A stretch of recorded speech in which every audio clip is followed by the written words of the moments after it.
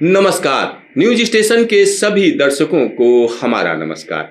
भारत और अमेरिका के बीच Trump tariff को लेकर जितना बवाल मचा हुआ है वो कहीं न कहीं दुनिया भर के देशों में चर्चा का विषय है। लेकिन इसका सबसे ज्यादा असर भारत पर पड़ रहा है। क्यों पड़ रहा है? क्योंकि भारत का सबसे बड़ा ट्रेड पार्टनर अमेरिका है और जब इस तरीके की स्थितियां पैदा हुई हैं कि 27 अगस्त से 50% टैरिफ लगा दिया गया है तो एक बड़ी चिंता बढ़ गई है। हालांकि भारत अलग तरीके की पोस्चरिंग कर रहा है, लेकिन इन सब के बीच क्या असर पड़ेगा भारत के ट्रेड पर, इस पर बातचीत करने के लिए हमारे साथ हमारे स्टूडियो में अनंत स्वरूप जी हैं, जो कि एडिशनल सेक्रेटरी कॉमर्स मिनिस्ट्री में रहे हैं और साथ ही साथ डीजीटीआर रहे हैं। तो आइए उनसे बात करते हैं। सर, जब हम बात करते हैं भारत और अमेरिका के ट्रेड की, तो क्या स्थिति रही है अब तक? देखिए, विश्व में करीब 33 ट्रिलियन डॉलर का जो है व्यापार होता है। इसमें गुड्स भी शामिल है और सर्विसेज भी शामिल हैं। केवल गुड्स यानी मर्चेंडाइज की अगर बात करें तो करीब 24-25 ट्रिलियन डॉलर का जो व्यापार है विश्व में प्रतिवर्ष होता है। उसमें सबसे अधिक इंपोर्ट अगर कोई देश करता है तो वो अमेरिका है। करीब 3.3 ट्रिलियन डॉलर का वो इंपोर्ट करता है। तो विश्व का जो सबसे बड़ा इंपोर्टर है वो अमेरिका है और इसी फैक्ट को वो लेवरेज करना चाहता है। वो पूरी दुनिया को बताना चाहता है क्योंकि मैं आपसे सबसे अधिक सामान खरीदता हूं, अतः वो सामान आपको हमारे दृष्टिकोण के अनुसार, हमारी ही प्रायोरिटीज के अनुसार आपको बेचना होगा। तो यही एक लीवर है जिसको अमेरिका यूज कर रहा है। केवल भारत के ही खिलाफ नहीं, समस्त देशों के खिलाफ वो कर रहा है। वो हर देश को अलग अलग टैरिफ लगा रहा है। भारत पे 50% लगाया है, यूरोपियन यूनियन पे 15% लगाया है, अलग देशों पे अलग टैरिफ लगाया हुआ है। तो क्योंकि अमेरिका भारत का सबसे बड़ा ट्रेडिंग पार्टनर है, करीब हमारा 15% एक्सपोर्ट जो भी विश्व में जाता है वो केवल अमेरिका को ही जाता है और ये 50% टैरिफ जो भारत के खिलाफ अमेरिका ने लगाया है उसका असर निश्चित रूप से भारत के एक्सपोर्ट्स पर पड़ेगा। सर, सबसे ज्यादा हम क्या एक्सपोर्ट करते हैं अमेरिका को? देखिए, कुछ चीजें हैं जो हम अमेरिका को बहुत अधिक मात्रा में एक्सपोर्ट करते हैं। उसमें फार्मास्यूटिकल्स बहुत बड़ा एक कंपोनेंट है। श्रिम्प्स जो हमारे मछुआरे जिसके ऊपर निर्भर करते हैं वो एक बहुत बड़ा कंपोनेंट है। कपड़ा, टेक्सटाइल्स, एपरल बहुत बड़ा उद्योग जो है वो एक एक्सपोर्ट है। जेम्स एंड ज्वेलरी वो भी एक एक्सपोर्ट है। इंजीनियरिंग गुड्स वो भी एक एक्सपोर्ट है। मोबाइल फोन्स वो भी। सो ये एक बास्केट है जो हम अमेरिका को एक्सपोर्ट करते हैं। नहीं, तो इसमें अलग अलग टैरिफ हैं जितने भी एक्सपोर्ट आइटम्स जो आप बता रहे हैं। जैसे मोबाइल फोन की अगर हम बात करें तो मोबाइल फोन पर उस तरीके से 50% टैरिफ शायद नहीं लगा है। मोबाइल फोन को उन्होंने अभी एग्जेम्प्टेड लिस्ट में डाला है, उसके ऊपर टैरिफ नहीं लगा हुआ है और इसका कारण है क्योंकि जो इंडिया से मोबाइल फोन अधिकतम मात्रा में एक्सपोर्ट होता है वो एप्पल कंपनी है जो कि अमेरिकी कंपनी है। इसीलिए शायद ये उनके दिमाग में रहा होगा और इसलिए उसको उन्होंने एग्जेम्प्ट किया हुआ है।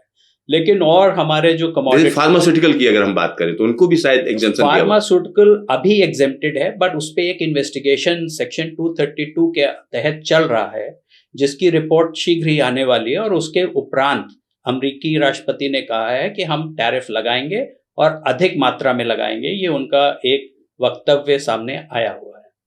सर, जब ट्रम्प की बात करते हैं तो रिलेशन बड़े बढ़िया गुडी रिलेशन थे।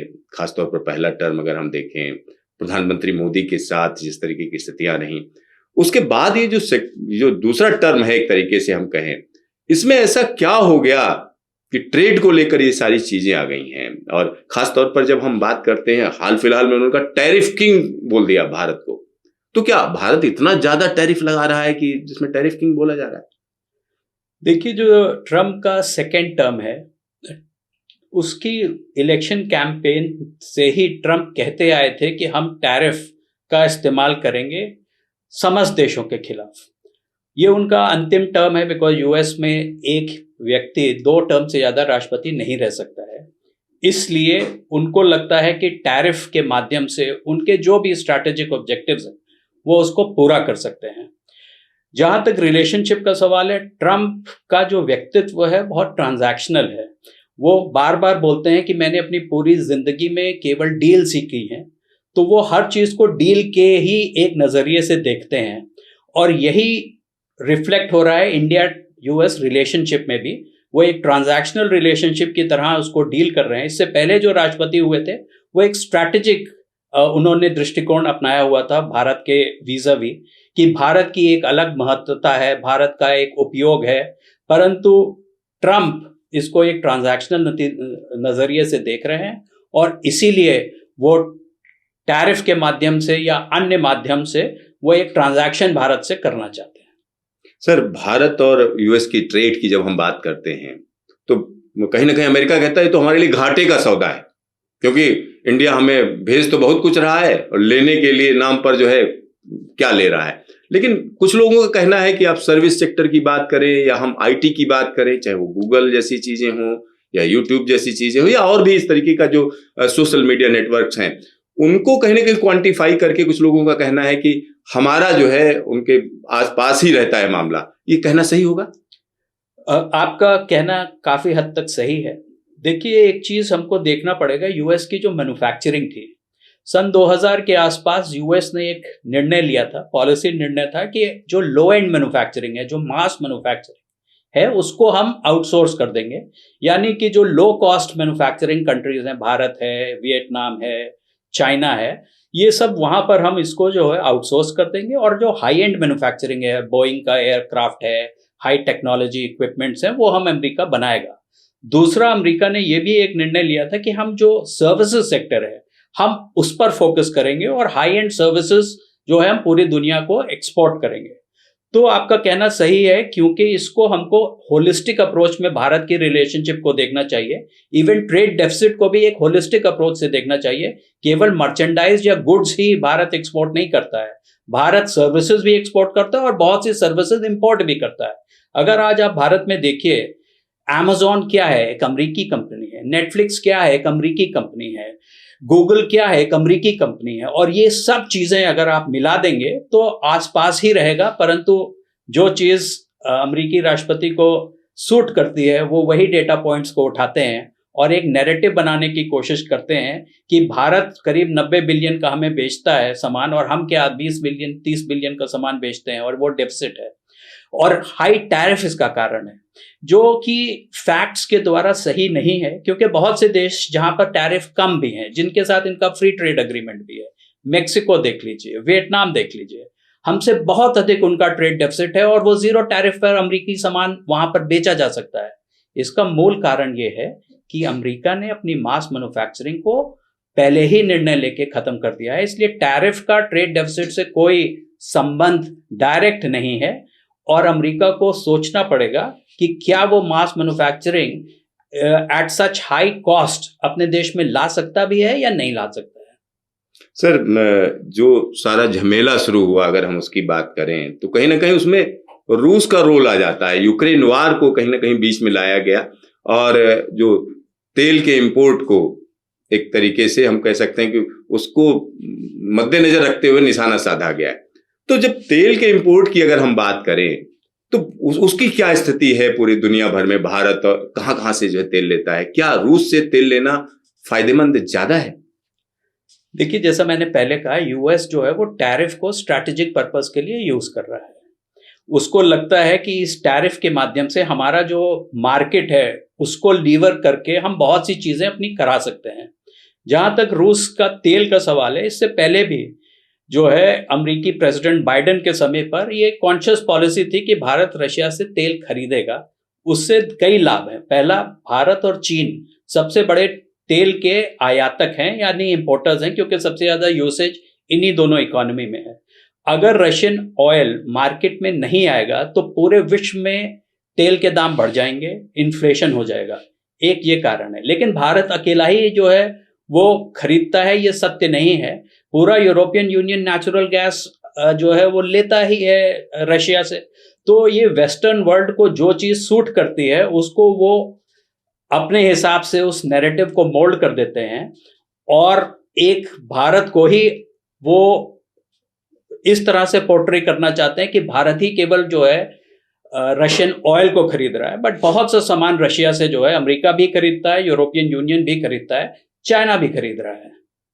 सर, अभी हाल फिलहाल में एक आंकड़ा आया, उसमें जुलाई के महीने में जो यूक्रेन को डीजल की सप्लाई गई वो भारत से गई, वो भी कहीं ना कहीं रशियन तेल ही था। तो इसको किस नजरिए से देखते हैं? देखिए, जो क्रूड ऑयल है जो कि रशिया के पास है, उसको रिफाइन करने की आवश्यकता होती है। भारत भी रिफाइन करता है, कई अन्य देश भी रिफाइन करते हैं।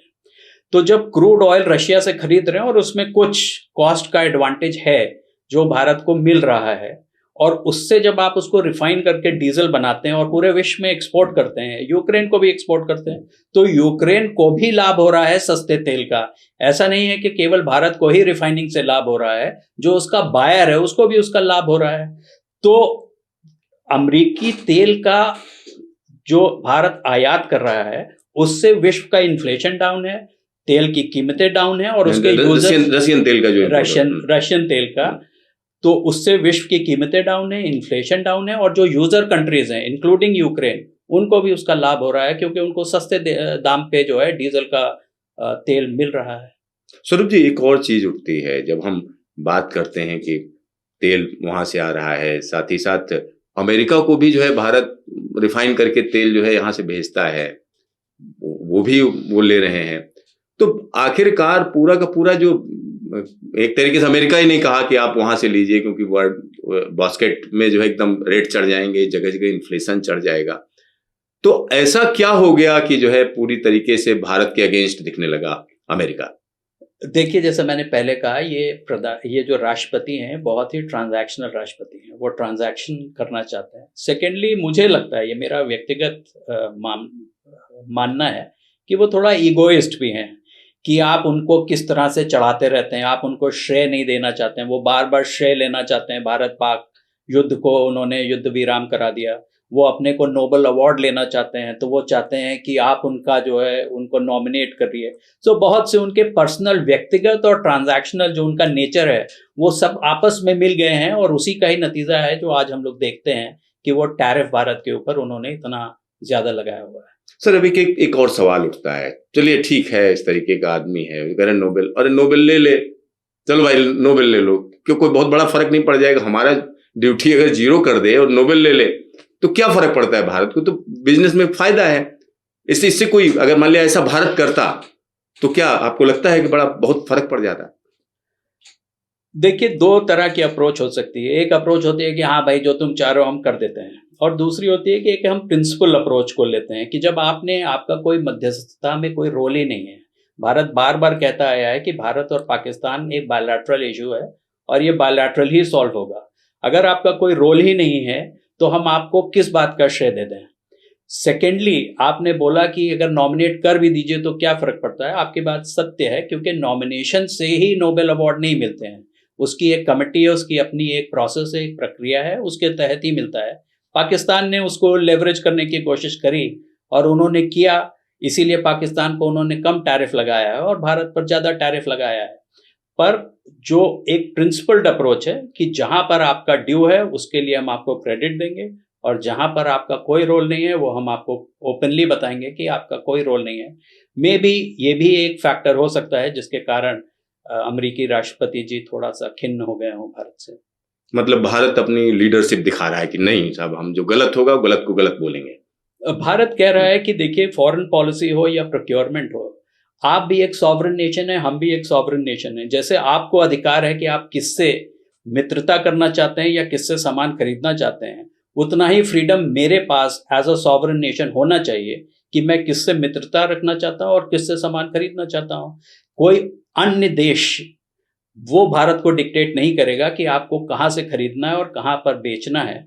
और अगर आपको लगता है यूक्रेन या रशिया से लेना, तो एक प्रक्रिया है, एक यूनाइटेड नेशंस नाम की संस्था है जिसमें सब देशों की भागीदारी है। यूनाइटेड नेशंस एक रेजोल्यूशन पास करे और एक यूएन बैक्ड सैंक्शन अगर लगता है तो भारत भी उसको स्वीकार करेगा। स्वरूप जी, एक और चीज उठती है कि जब अभी हाल फिलहाल की बात करें, प्रधानमंत्री एससीओ समिट में गए और बड़ी लाइमलाइट रही, खासतौर पर जिस तरीके से वो पुतिन से मिले और चीनी राष्ट्रपति से मिले, तो वो तस्वीरें दुनिया भर में गई और कहीं ना कहीं कुछ लोगों ने कहा कि साहब ये तो अमेरिका भी नर्म पड़ रहा है, लेकिन उधर से बयान आ गया कि जो तेल का जो सबसे ज्यादा रसियन तेल का फायदा ले रहे हैं वो ब्राह्मण्स ले रहे हैं।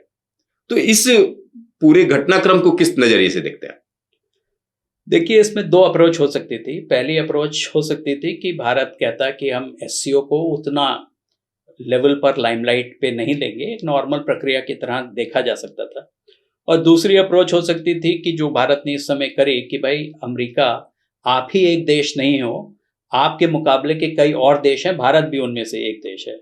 हम किससे दोस्ती करेंगे या नहीं करेंगे ये हमारे अपने नेशनल इंटरेस्ट के ऊपर डिपेंडेंट है।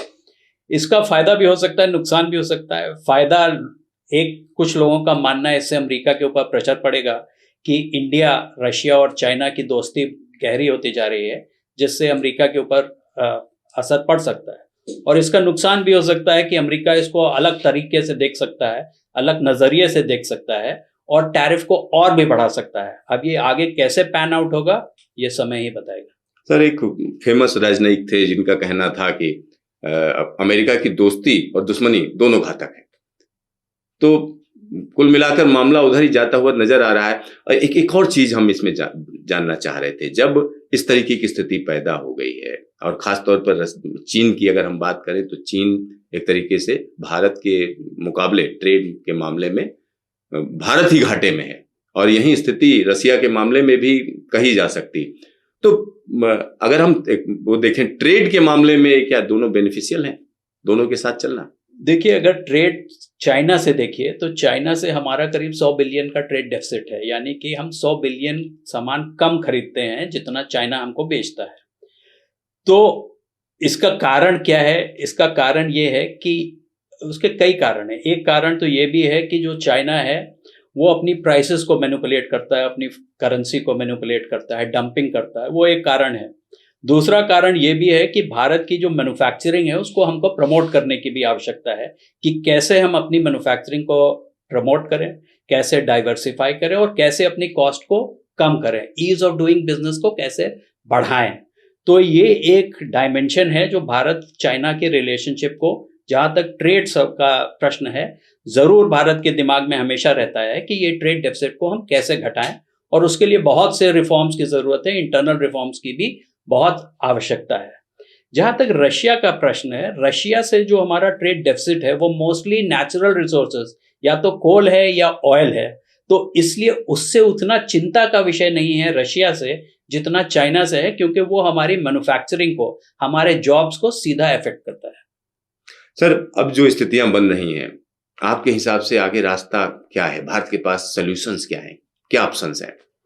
एक तो आपने अभी पढ़ा होगा कि जो अमेरिकी टैरिफ लगे हैं वो एक लॉ के तहत लगे हैं जिसका नाम है IEEPA, जिसको अभी ट्रंप पहले लोअर कोर्ट में हार गए और उसके बाद एक फेडरल कोर्ट में भी वो केस हार गए, जिसपे कोर्ट्स ने होल्ड किया है कि राष्ट्रपति ट्रंप को कोई अधिकार नहीं है टैरिफ लगाने का।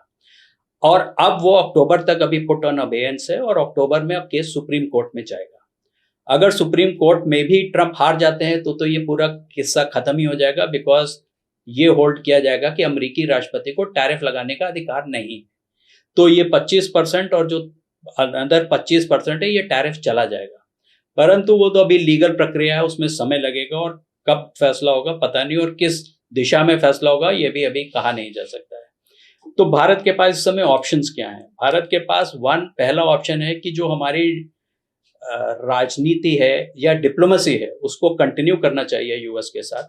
जो हमारी डील पर बात चल रही थी उसको क्लोज नहीं करना चाहिए, उसको ओपन रखना चाहिए और देखना चाहिए कि किस तरह से हम दोनों की सेंसिटिविटीज को ध्यान में रखते हुए कैसे एक डील को जल्दी से जल्दी फाइनलाइज करें, which is a win win for both, जो अमेरिका के लिए भी जो है लाभदायक हो और भारत को कोई बहुत अधिक नुकसान ना हो। पहला तो ये है। सेकेंडली, ये क्राइसिस सिचुएशन है जिससे भारत को अपने इंटरनल रिफॉर्म्स को फास्ट करना चाहिए कि कैसे हम अपनी मैन्युफैक्चरिंग को प्रमोट कर सकते हैं, कैसे कॉस्ट ऑफ डूइंग बिजनेस को इंडिया में नीचे कर सकें। तीसरा, क्या हम तुरंत रिलीफ अपने एक्सपोर्टर्स को प्रोवाइड कर सकते हैं, किस प्रकार से हम उनको रिलीफ दे सकते हैं, फिजिकल इंसेंटिव के द्वारा, अदर इंसेंटिव के द्वारा। चौथा, एक और लेसन है कि अपनी हर बाट, जो पुरानी कहावत है कि सब अंडे एक ही बास्केट में मत रखिए, अब हमारे एक्सपोर्टर्स को भी सोचना होगा कि उनको एक ही कंट्री, एक ही रीजन पर बहुत ज़्यादा ओवर डिपेंडेंट नहीं होना चाहिए। उनको भी अपना एक्सपोर्ट बास्केट को डाइवर्सिफाई करना चाहिए। बहुत से देश हैं, कोरिया है, जापान है, अफ्रीका है, लैटिन अमेरिका है, जिस पे हमारे एक्सपोर्टर्स उतना ध्यान नहीं देते हैं। उनका ध्यान भी केवल यूएस और ईयू मार्केट पर केंद्रित रहता है। तो ये भी एक वेकअप कॉल है कि हमको अपने एक्सपोर्ट मार्केट को डाइवर्सिफाई करने की आवश्यकता है, ताकि अगर एक किसी देश या एक किसी रीजन में कोई डिसरप्शन होता भी है, ताकि उसका बहुत असर हमारे एक्सपोर्ट्स पर ना पड़े। सर, एक इसी से जुड़ा हुआ सवाल है। प्रधानमंत्री ने कई बार कहा कि हम अपने देश के मछुआरों और किसानों से समझौता नहीं करेंगे, किसानों के को लेकर समझौता नहीं करेंगे, कुछ भी हो जाए। तो ये वो आखिरकार वो कहना क्या चाह रहे हैं, पहले तो हमारे दर्शकों को समझाइए। दूसरा, क्या ऐसे किसी समझौते की गुंजाइश या अमेरिका प्रेशर डाल रहा है कि ये करिए आप? देखिए, जैसे मैंने पहले बोला कि जो मास मैन्युफैक्चरिंग है वो अमेरिका में लगभग समाप्त है। मास मैन्युफैक्चरिंग का मतलब है टेक्सटाइल्स है, लेदर है, जेम्स एंड ज्वेलरी है, इस तरह की चीजें अमेरिका में बनती नहीं है, और यही चीजें हैं जो भारत में बनती हैं। तो अमेरिका जब अपना ट्रेड डेफिसिट घटाने की बात करता है तो वो क्या बेच सकता है? ये चीजें तो उसके देश में बनती नहीं है। उसके यहाँ होता क्या है, एग्रीकल्चर बहुत स्ट्रांग है, डेयरी बहुत स्ट्रांग है। तो अमेरिका ये बोल रहा है कि आप एग्रीकल्चर और डेयरी पे हमको मार्केट एक्सेस दीजिए, ताकि ये सामान हम आपके देश में बेच सकें, तभी मेरा ट्रेड डेफिसिट जो है वो घटेगा। अब इंडिया में समस्या क्या है कि ये सस्टेनेंस का इशू है। करोड़ों किसान और मछुआरे इन्हीं चीजों के ऊपर डिपेंडेंट रहते हैं। अगर हम अपना मार्केट पूरी तरह से खोल देंगे तो उनकी लाइवलीहुड के ऊपर भी एक प्रश्न हो सकता है कि वो कैसे सरवाइव करेंगे अमेरिकी सब्सिडाइज एग्रीकल्चर के कारण।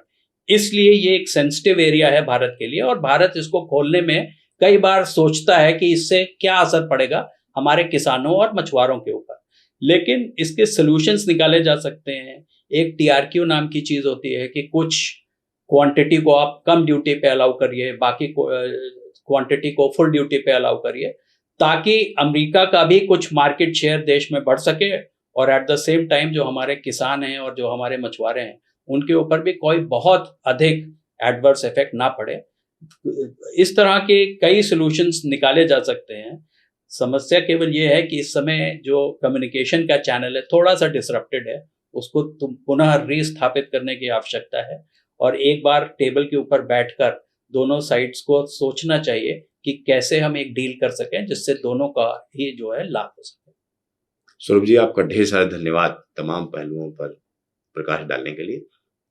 तो हमारे दर्शक समझें, भारत और अमेरिका एक तरीके से जो ट्रेड है बड़े लेवल पर है, और उसमें कोई भी झटका लगता है तो इसका सीधा सा मतलब है कि बड़े स्तर पर लोगों की रोजी रोटी पर एक बड़ा सवाल खड़ा हो जाएगा।